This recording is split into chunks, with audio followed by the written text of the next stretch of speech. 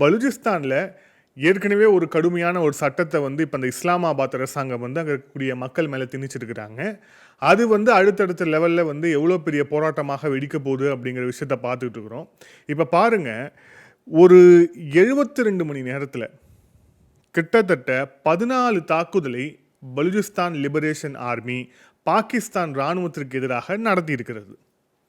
இது எதை காட்டுது?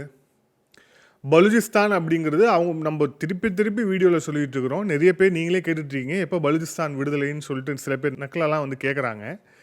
பலுச்சிஸ்தான் விடுதலை ஆகணும், பலுச்சிஸ்தான் உடனடியாக விடுதலை ஆகணும் அப்படிங்கிறத நாம் ஏதோ முன்னிறுத்தி சொல்கிறோங்கிறது நம்ம நோக்கம் கிடையாது. ஆனால் பலுச்சிஸ்தான் அப்படிங்கிற அந்த ஒரு பகுதி கிட்டத்தட்ட பாகிஸ்தானுடைய 43% பகுதி, அதாவது பாதி பாகிஸ்தானே எரிஞ்சுக்கிட்டு இருக்கு அப்படிங்கிற ஒரு விஷயத்தை இந்த ஊடகமும் பெருசாக அதை ஹைலைட் பண்ணாத போது நாம் தொடர்ச்சியாக பண்ணிட்டு இருக்கிறோம். அதில் நமக்கு எந்த தயக்கமும் இல்லை. ஸோ இந்த தாக்குதலில் கிட்டத்தட்ட 15 பாகிஸ்தான் இராணுவ வீரர்கள் கொல்லப்பட்டிருக்கிறார்கள்.